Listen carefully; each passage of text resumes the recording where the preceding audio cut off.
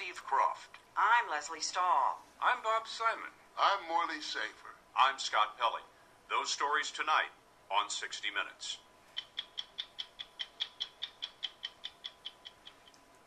And I'm Allie Freiwald, and I'm here with Russell Powell from the New England Apple Association. Nice to meet you. Welcome, Russell.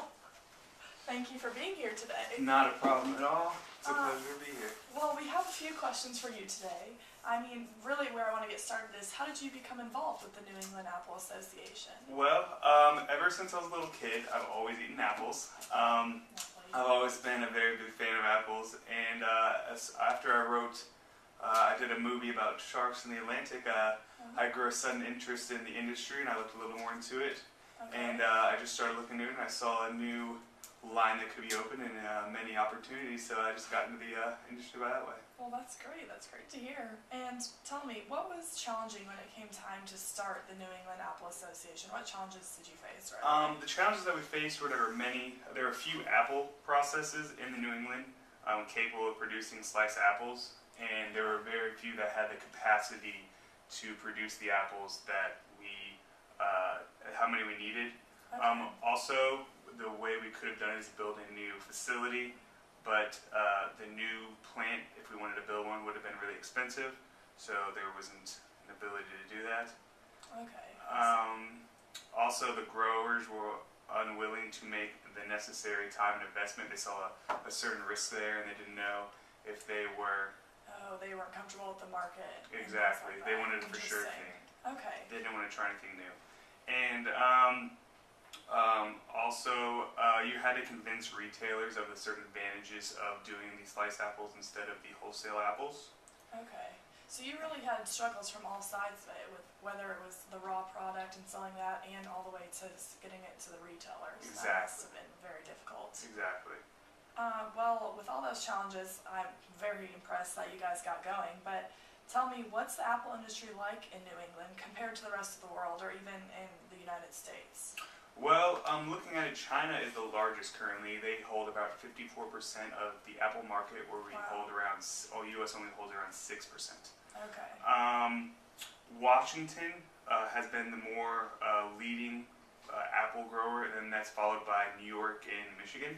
Okay. Apple growing has been the longest tradition in New England, though. As you can hear of Johnny Appleseed, he was born in New England, and he kind of is the reason that apple growing is so famous in New England. Wow, interesting. Well, why exactly do you believe consumers want these sliced apples? What do you think is going to make your company thrive in an industry like that? Well, as you can see through the years, having healthier alternatives is kind of growing in the U.S. Okay. I know at McDonald's, they just, in 2011, they said that every kids meal, Happy Meal, will have a apple slice in it. Okay. So Purdue now, restaurants like Burger King, Wendy's, McDonald's are going to have apple slices, which people need apple slices. We're here to supply them. Also, schools are providing apple slices with them, so that kids have a healthier lifestyle. Okay, that's great. So it's really aimed at children. It's your biggest target market right now. And if you want apple slice, you can also have it also. Okay. Well, tell me how technology has helped. I know technology is a focus in every industry, and it's always changing and growing and affecting pretty much every aspect of the work environment. So tell me how technology has affected something like an apple slices industry. How has that changed it? Well, apple slices technology can help the apple slices is by, after we grow the apples, they can help get us packaged, they can help cut them faster, so we can cut expenses and labor force that way. Okay. It can help in all types of, like, who wants the orders, how many they want ordered, just kind of stuff like that, which will help us out a lot by cutting down with cost, helping with, just the small things that were very picky and nitpicky. Okay, and I also did read something about the tree situation. I've heard there's these smaller trees you guys are using. Oh, the dwarf trees. Yes. Yes. Yes. Has that made any impact, or has it mostly been more of the technology side helping? Well, the dwarf trees are a little easier. With the bigger trees, they actually have it to where you need step ladders or that makes kind of sense. more things where with the dwarf tree you can just pick them from the ground, so you don't need as Okay. many. It's not as big as a risk, Okay. and it's not. This isn't the deadliest catch by any means, but with the dwarf trees you can have it to where you can have it from the ground. You don't need 6'4" people. You can just have an average height person to Loves pick your that. trees with the dwarf trees. Okay, great. Well, talk to me a little bit more about the harvesting process. I know there's some different options and approaches in the harvesting process. How exactly can you go about that? Tell me about that. Well, there's actually two ways that are very important, and actually there's three. The first two are there's self-picking, Okay. which is, a lot of families now like to have bonding experience because their kids are always on the internet and Oh. Facebook. Yeah, that's terrible. So it's a little family day, like on the weekends, a family might come out to a local New England farm and pick their own apples. And oh, wow. that way, it's like a family day, it's fun, you don't have to worry about it kind of cuts down the labor costs where you don't have to hire people to pick your apples for you. Okay. It's kind of the customers doing it themselves, and they're having a fun time, and it helps with everything. Okay. The downsides of that are you have to hire staff to and you monitor think people. that would be something that you don't have to do, but Exactly. you end up having to You do have that. to, and obviously the customer pickers aren't the best Mhm. at picking the apples, so a lot of your Yeah. product will fall on the ground, and that will hurt it Yes. overall. The second way is the hired labor with pickers. Okay. It's very easy. You have to find one of those expert pickers, as we like to call them. Okay. And they are, even though they are, you have to pay them their wage and that, but it's good because your products don't fall on the ground as much. Okay. It helps with that. They know what they're doing.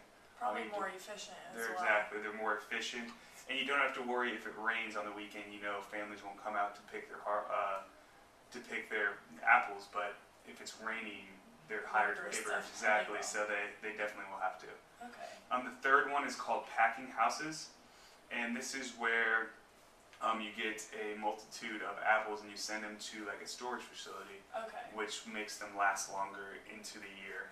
It helps by you can make apples and store them for up to, I believe it's a year, and they won't go bad. So Wow. it helps with profit greatly. So once these apples are picked, is that where they're sent immediately? Is these packing houses, or what happens next after you get these apples? Where are they sent to the packing house? They're I usually assume? sent to the packing house. Okay. It varies. You can have the packing house, or you can sell them right in front of your farm, which is very cheap and efficient. You can buy them you can sell them for cheaper, Okay. and most people like to know where their products are made from. So if a customer wants to know where his apple came from, he can go into the farm and buy his apples for right there, and he knows exactly where he got them. Or you can send them to the packing house, which cuts down if we don't sell our apples that day. Okay. Send them to the packing house, and they can be frozen for a year. All right. And tell me, who has the biggest impact when it comes time to sourcing these apples? I know you guys probably can't do it all on your own. You need someone next in line to help you source these apples. Who's made the biggest impact there? CVS has probably made the biggest impact. In 2011, they formed a cooperative among 21 growers to serve as an apple supplier, Okay. and that has helped us immensely. This was beneficial to them as well as us because it gave them control over the apples earlier and in the Okay. distribution chain.